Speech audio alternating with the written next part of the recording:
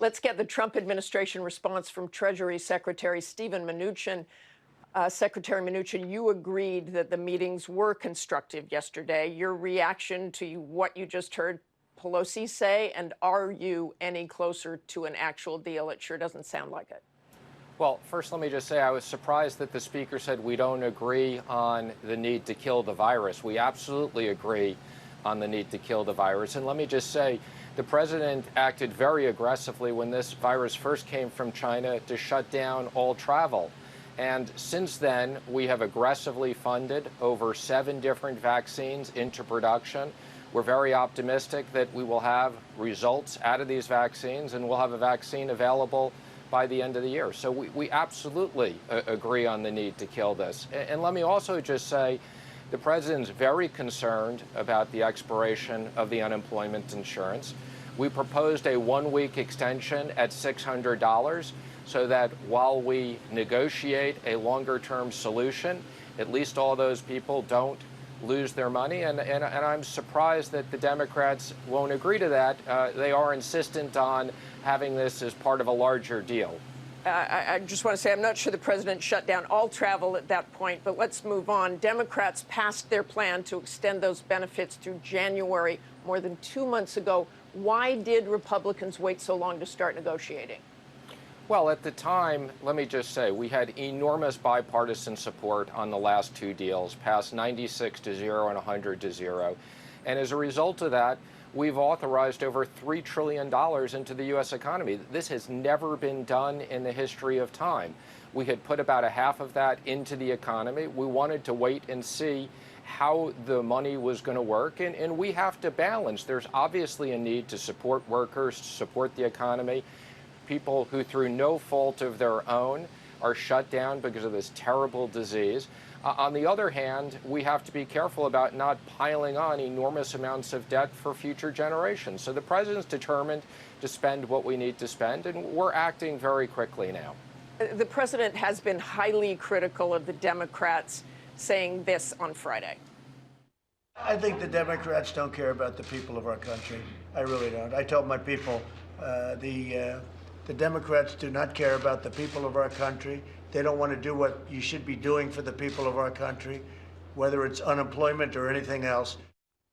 He also tweeted that he was very disappointed in Senator Schumer for blocking the temporary extension of the $600 unemployment benefits. The do-nothing Democrats, he said, are more interested in playing politics than in helping our deserving people. And yet Senate Majority Leader Mitch McConnell himself acknowledges that between 15 and 20 of his members, that's about 1/3, saying think that we have already done enough, are not going to vote for anything. Your reaction? Well, let me first say that Mark Meadows and I have been updating the president regularly, and he is concerned because he's most focused on we got to get kids back to school. We got to deal with the unemployment issue. We have to deal with renters that are now at risk of being evicted. And the president wants us to get a deal done quickly because this is important to the American people. Now, I would just say across both parties, there are different things that are very contentious. The Democrats right now are insisting on over $1 trillion to the state and local governments. That's something that we're not going to do to bail out those states that had financial issues.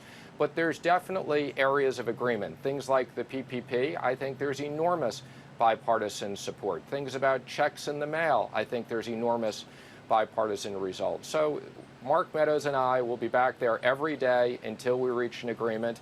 We understand there's a need to compromise, but on the other hand, there's also a big need to get kids into school, get people back to jobs, and keep the economy open and keep people safe.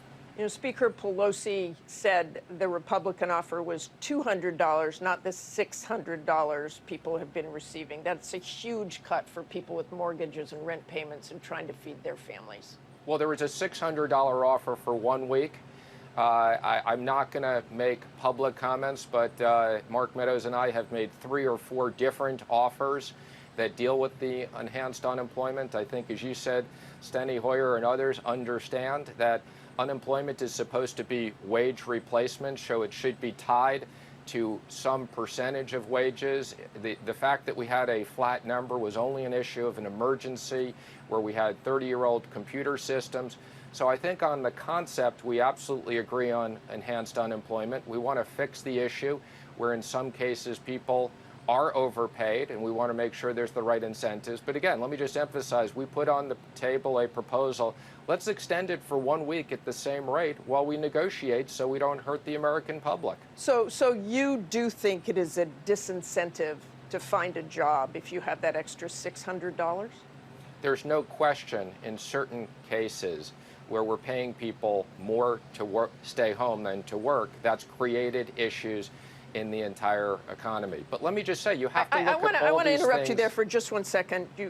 It's not all the evidence. A Yale study from this month refutes that, saying many economists who have studied the benefits said that so far they don't see any evidence in labor market data that the payments are affecting the rate at which people are returning to work during the pandemic. Well, let me just say I went to Yale. I agree on certain things. I don't always agree. There's a Chicago study that goes through all the people that are overpaid. But let's just face it, we know factually, okay? There are cases where people are overpaid. There are cases where people are underpaid. The issue is we need to come up with an agreement to extend this. We need to get kids into school. And we're going to work every day until we reach a reasonable agreement that's good for the American public.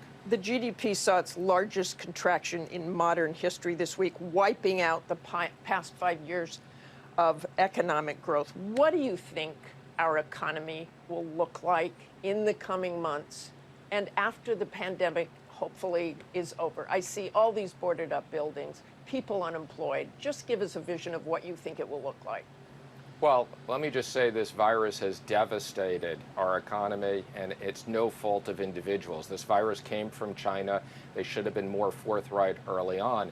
And I've said before, the second quarter was going to be horrible. We've never had a scenario in the history of time where we shut down the entire U.S. economy. It's like turning off the water faucet. So, of course, GDP is going to be down. As we open up the water faucet, and many parts of the economy can safely operate. Certain parts of the economy can't, and we got to deal with that. I think you're going to see a very big bounce back off of a very low number this quarter, assuming we continue on the right policies.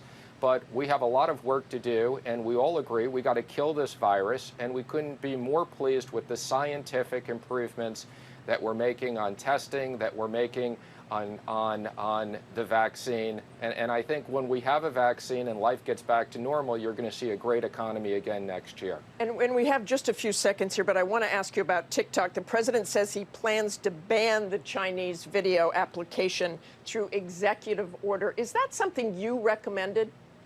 Well, let me just make a couple of brief comments. I do chair CFIUS, which is the Committee on Foreign Investment on the United States. I've said publicly that it's under review.